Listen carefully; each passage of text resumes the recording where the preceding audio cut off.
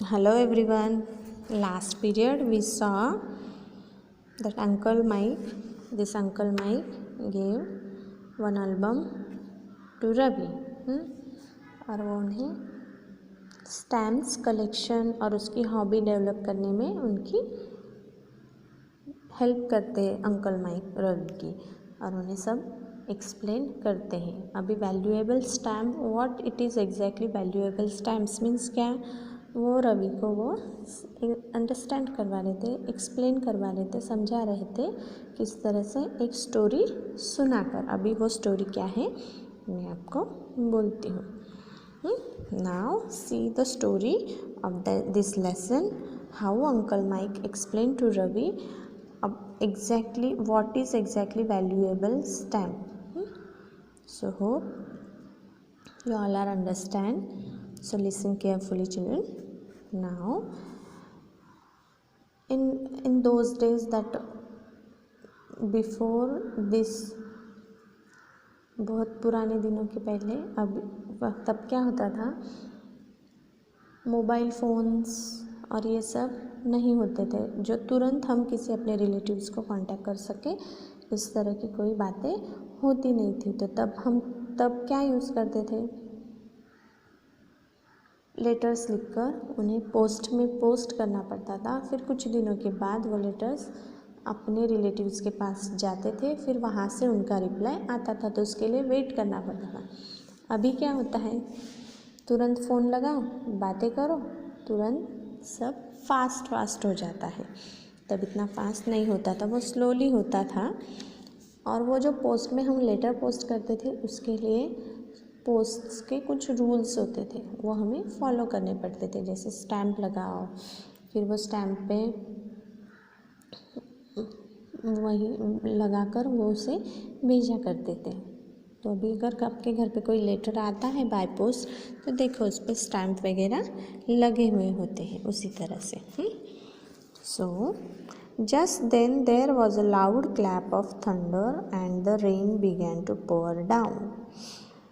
Thunder means lightning की आवाज़ जो आती है, वो जो बारिश के दिनों में क्लाउड्स एक दूसरे को टकरा कर जो आवाज़ करते हैं, वो आवाज़, उससे थंडर कहा जाता है। और फिर वैसा आवाज़ होने के बाद क्या होने लगा, बारिश गिरने लगी। Uncle mic made himself comfortable in a large chair. और फिर अंकल माइक एक चेयर पर बैठ गए अपने आप को कंफर्टेबल करते हुए। Ravi look out of the window, और रवि विंडो के बाहर देखने लगा। At the pouring rain and then sat up uncle Mike's feet to listen. At the pouring rain and sat at uncle Mike's feet to listen. Uncle Mike कहाँ पे बैठे थे, uncle Mike sitting on a chair and Ravi sit down side, उनके पैरों के पास बैठा और सुनने लगा story. Uncle mic began his story, और अंकल माइक ने क्या किया, उनकी स्टोरी स्टार्ट की। When I was young, I used to collect stamps. जब मैं तुम्हारी तरह था तो मैं क्या करता था, स्टैम्प कलेक्ट करता था। I was very neat on stamp and my parents were always writing to their relations all over the world. Uncle mic के जो भी रिलेटिव्स थे वो कहाँ पर थे, पूरे वर्ल्ड में थे। तो उनके पेरेंट्स क्या करते थे, वो रिलेटिव्स को खत लिखते थे, लेटर्स लिखते थे और उन्हें पोस्ट करते थे। फिर वहाँ से भी उनके लेटर्स आते थे, तो दूसरी कंट्री के भी स्टैम्प अंकल माइक के पास वो लेटर थ्रू आ जाते थे। Every time they wrote they got a reply on each envelope that came through the post. There was always a colourful stamp. और हर एक कंट्री में से उनके रिलेटिव्स के लेटर आते थे, तो उन्हें बहुत सारे कलरफुल स्टैम्प डिफरेंट कंट्री के मिलते थे। Sometime their friends wrote to me and sent me stamp for my collections. और कभी कभी उनके पेरेंट्स के जो फ्रेंड्स थे उन्हें भी पता था कि ये अंकल माइक स्टैम्प कलेक्शन करते हैं, तो उनके लिए वो स्टैम्प्स भेज देते थे। Now you know that a great number of people in the world collect stamps. World में बहुत सारे लोग ऐसे हैं जो स्टैम्प्स कलेक्ट करने की हॉबी रखते हैं. In fact, soon after the first stamp was issued in 1840 in England, people began to collect. देखो. In fact, soon after the first stamp was issued in 1840 in England. See this line. First stamp कब issue हुआ था? Sorry, the first stamp was issued in 1840 in England. England में 1840 में first stamp issue हुआ था. Now children listen carefully. अगर आप बड़े होकर कोई भी कॉम्पिटिटिव एग्ज़ाम के लिए जाते हो तो इस तरह के क्वेश्चन आपको आते हैं. जीके का क्वेश्चन का आंसर ये हो गया, तो आपको इसको भी कभी भूलना नहीं है. याद रखना है कि फर्स्ट स्टैम्प कब इशू हुआ था और कहाँ पर हुआ था. सो इस तरह से आपको ये जीके की नॉलेज भी स्लोली हर एक सब्जेक्ट में से कलेक्ट करके अपने पास रखनी है, जो कि आपको भूलनी नहीं है. This is useful to you for your competitive exam when you are after finishing your 10th 12th. आप कॉम्पिटिटिव एग्ज़ाम्स देते हो ना, तो उसमें ये क्वेश्चंस पूछे जाते हैं. तो ये बुक्स में से ही वो क्वेश्चंस मोस्ट ऑफ निकालते हैं, तो इन्हें भूलना नहीं है, आपको ध्यान से इसे पढ़ना है. People began to collect stamps. The first stamp was called the penny black. See, here it is also one general knowledge. First stamp को किस नाम से बोला जाता था? Penny black. And today it is worth a lot of money. अगर वो rare stamp अगर मिलता है तो वो बहुत वैल्यूएबल हो जाता है. When stamps are being printed, the printers have to be careful that all of them are exactly the same. पहले जो स्टैम्प प्रिंट करते थे, सी द पिक्चर, हाथ से प्रिंट किया जाता था, मतलब मशीन्स थी, बट अभी की तरह इतनी इलेक्ट्रॉनिक चीज़ों की एक्यूरेसी नहीं थी. वो हाथ से कुछ करना पड़ता था, जैसे इंक वगैरह डालो, पेपर डालो, वो सब, और फिर वो प्रिंटिंग होते थे. तो उसमें अगर कुछ फॉल्ट हो जाए तो वो प्रॉब्लम क्रिएट होती थी. इसलिए उन्हें ध्यान रखना था कि सारे स्टैम्प्स कैसे आए, exactly the same.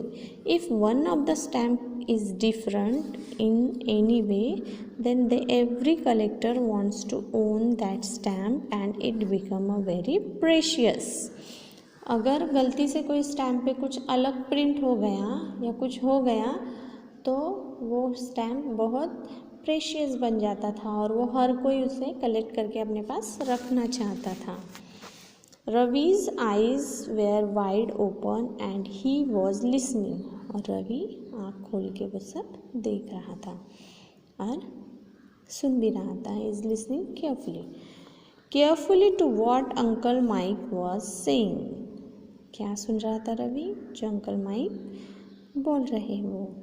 Ravi's mother came in to the room and asked uncle Mike to come in to the dining room because his dosa was ready. So Ravi's mother क्या कर रही थी? कुछ किचन में डोसा बना रही थी. तभी रवि की मदर आती है और अंकल माइक को बोलती कि please came in to the dining room, मतलब खाने के रूम में आओ, मेरा डोसा रेडी है जो मैं आपको देती हूँ. Ravi and uncle Mike went in to the dining room and uncle Mike continued his story.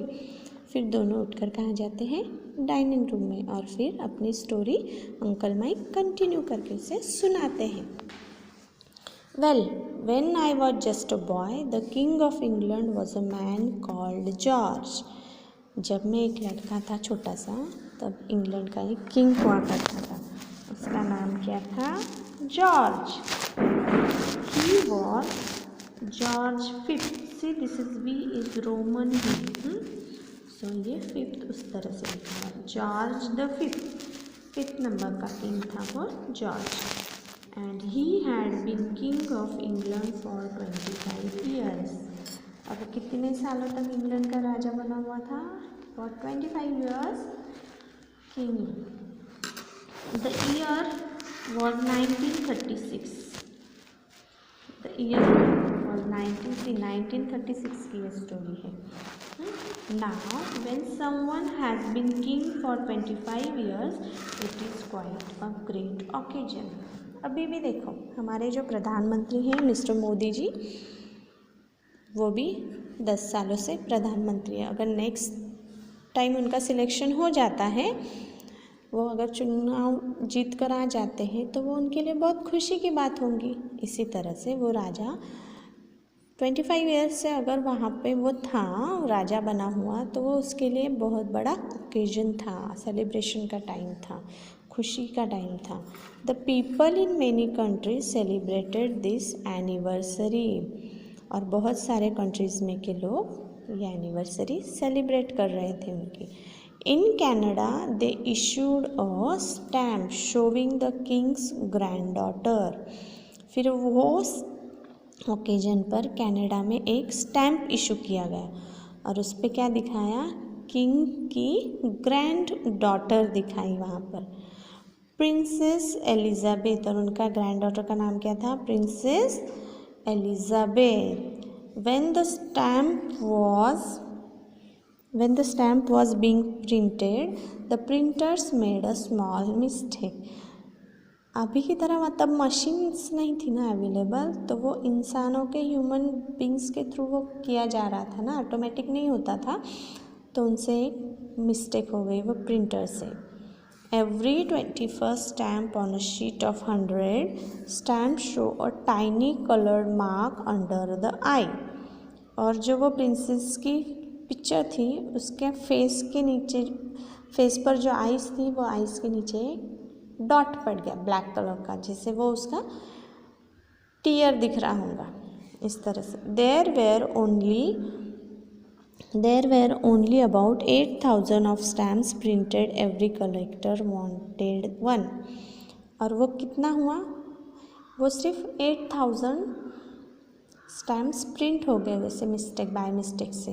वो 8,000 स्टैम्प प्रिंट हो गए और फिर वो हो गया प्रेशियस और सबको वो स्टैम्प चाहिए ही था. The stamp become known as the weeping princess. weeping means रोना. आंसू दिख रहा था ना उसकी आँख के नीचे वो, तो वो क्या हो गया, रोने वाली प्रिंसेस. इस तरह से वो स्टैम्प का नाम हो गया. Because the mark looked exactly like a tiny tear. क्यों वो रोने वाला, क्योंकि वो टीयर दिख रहा था, आंसू दिख रहा था उसकी आँख के नीचे. Whenever a letter come from Canada, I always look to see if the weeping princess was on it or inside it, but alas, I never found one. जब भी कनाडा से कोई लेटर हमारे घर पे आता था तो मैं ढूंढता था कि ये कहीं वीपिंग प्रिंसेस का स्टैम्प तो नहीं आ गया. अलास मीन्स ये साउंड निकाला, दुख भरा साउंड. अलास मीन्स दुख भरा साउंड. पर मुझे वो स्टैम्प कभी नहीं मिला. Soon afterwards, continued Uncle Mike, some clever people began to make their own copies. फिर कुछ, सबको तो वो स्टैम्प मिलना पॉसिबल नहीं था ना, इसलिए वो वैल्यूएबल और रेयर स्टैम्प बन गया. तो फिर कुछ लोगों ने अपनी खुद की ट्रिक यूज़ की. क्या किया, जो बिना रोने वाला स्टैम्प होता था वो प्रिंसेस का, उसके आँख के नीचे एकदम अच्छे से इस तरह से डॉट कर देते थे कि वो वीपिंग प्रिंसेस का स्टैम्प लगे. मीन्स वो डुप्लीकेट स्टैम्प होता था actually. They look the ordinary stamp of the princess, they took the ordinary stamps of the princess and very cleverly made a mark on them just like a tear. इस तरह से वो dot बनाकर उनका आंसू दिखा देते थे.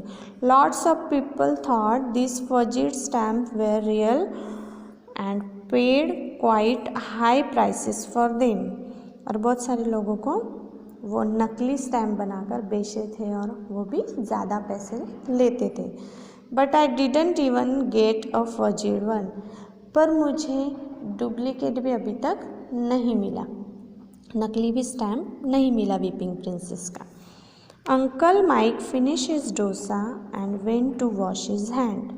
और अंकल माइक बोलते भी रहे थे, स्टोरी भी सुना रहे थे और डोसा भी खा रहे थे। और डोसा फिनिश होने के बाद कहाँ गए वो? हैंड वॉश करने को। Thank you he said to Ravi's mother, that was most delicious. और वो क्या कहते हैं उनकी मम्मी को? थैंक यू बोलते हैं कि थैंक यू, मुझे इतना अच्छा डोसा दिया खाने के लिए। He gave her a big smile and then turn to Ravi. और फिर रवि के पास वो वापस हैंड वॉश करके जाते थे। Now 135 page are over. Take a new page. 136. Well, Ravi, I hope you have more luck than I did. Look after the stamp well, and one day, you never know, you may well find a very rare stamp.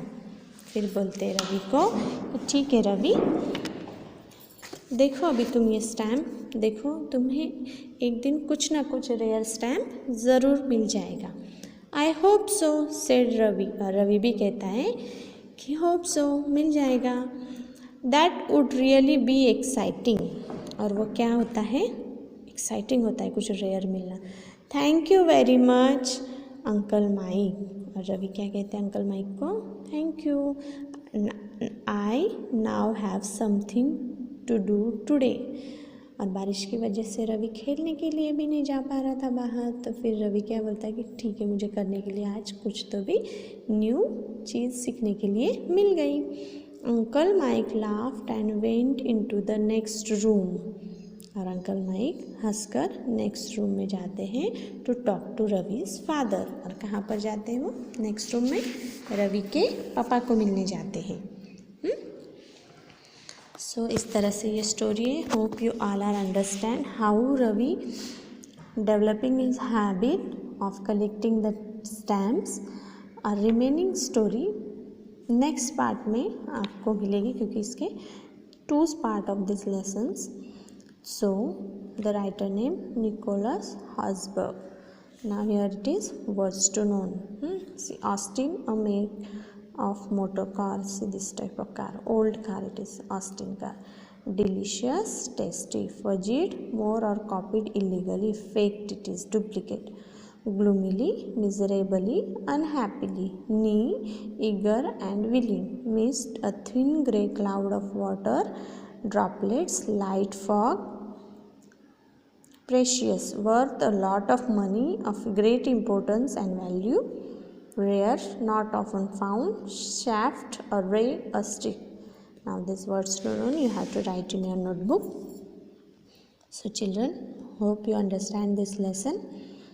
If you are having a query, please ask me, and then next second part of this lesson I will teach you in a next period. Okay children.